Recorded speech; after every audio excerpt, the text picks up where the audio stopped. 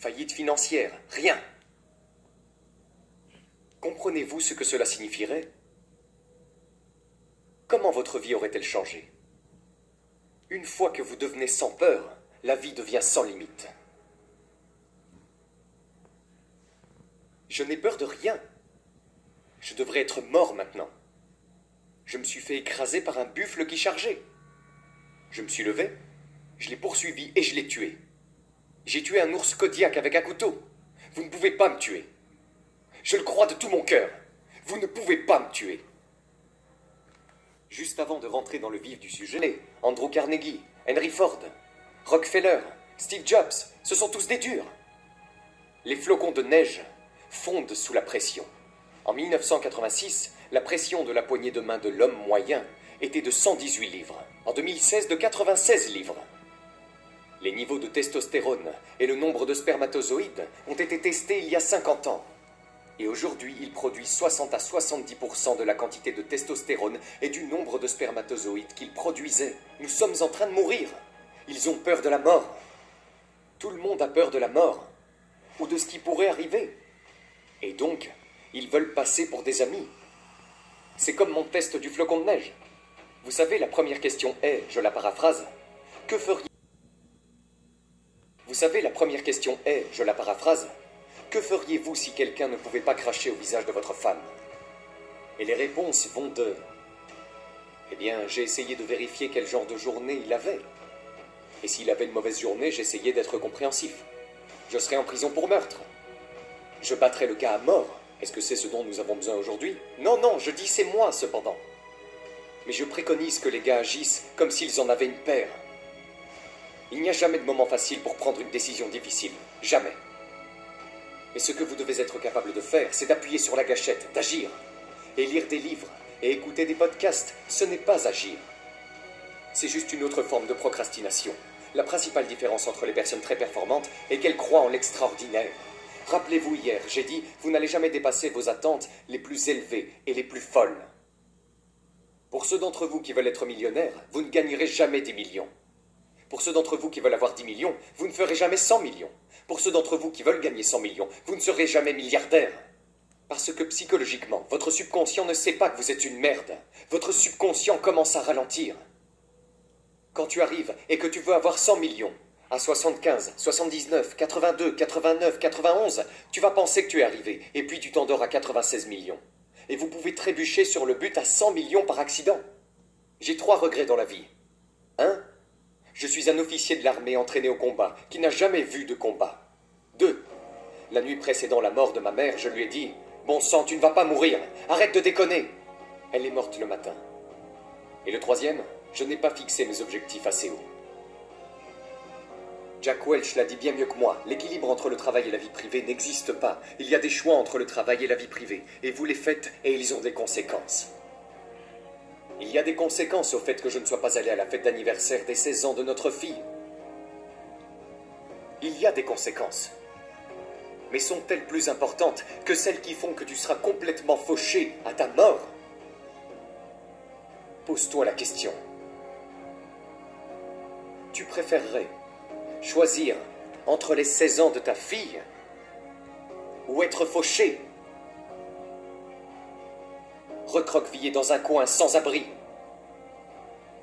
Quand ton heure viendra, tu me diras que la sagesse conventionnelle, le politiquement correct, a tout fait à l'envers. Tu es une mauvaise personne parce que tu as manqué son anniversaire, n'est-ce pas? Tu es une mauvaise personne parce que tu as fêté Noël en janvier. C'est ça? Des chevaux de merde. Et ceux qui vous accusent de cette manière sont eux-mêmes pauvres. Ensuite, vous devez passer par vos amis. Montrez-moi vos amis et je vous montrerai votre avenir. D'accord?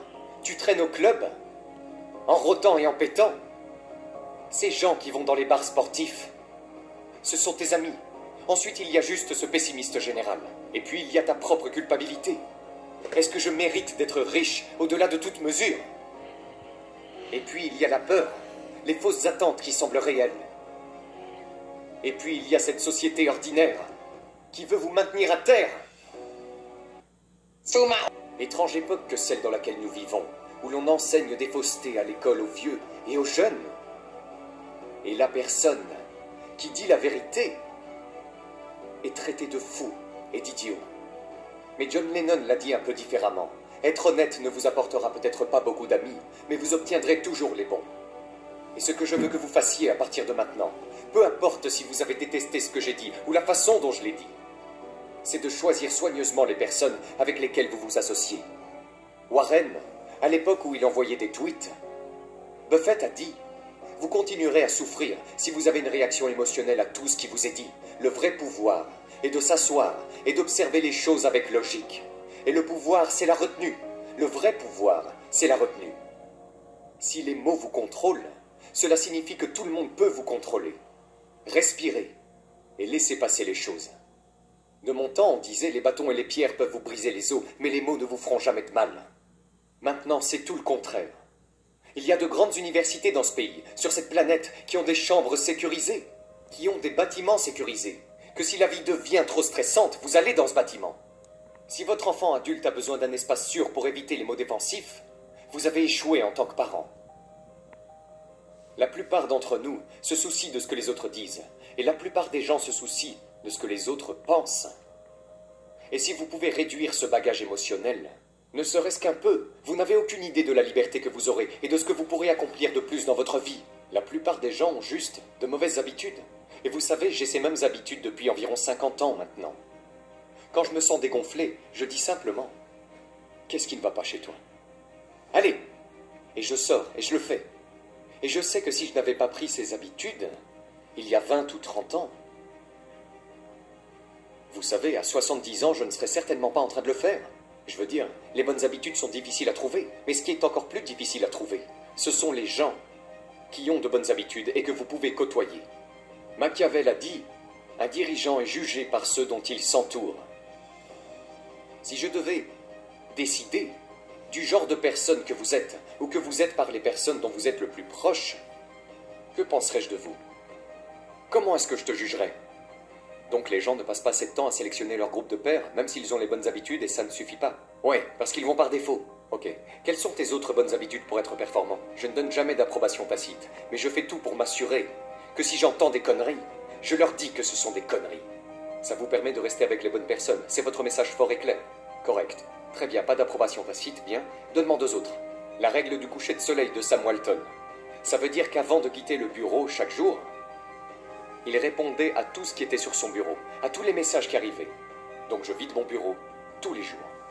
Très bien, donc surcommuniquer et les autres devraient le faire aussi. La chose qui manque à la plupart d'entre vous est la gestion du temps.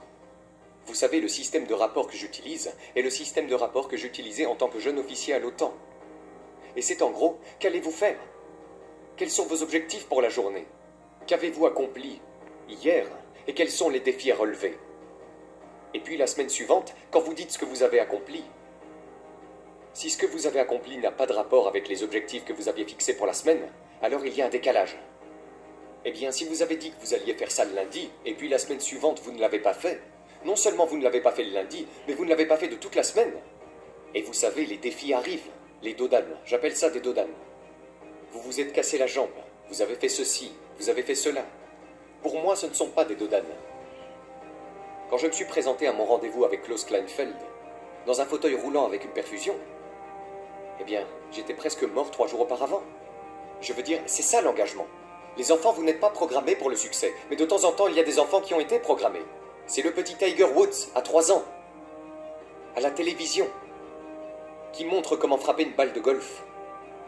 Les sœurs Williams ont été programmées pour le succès depuis qu'elles sont petites. J'ai été programmé par accident. Qu'avez-vous fait pour programmer vos enfants pour le succès?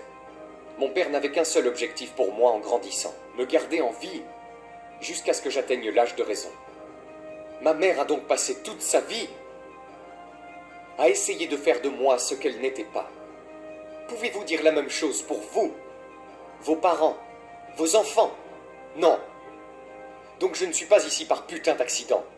Et pourtant je continue à repousser les limites. Ce que je crois de tout mon cœur, vous étiez censé réaliser beaucoup de choses. Je crois, et c'est la seule chose religieuse que je vais dire, je crois que peu importe qui nous a mis ici, peu importe comment nous sommes arrivés ici, nous avons été mis ici pour être tout ce que nous pouvons être.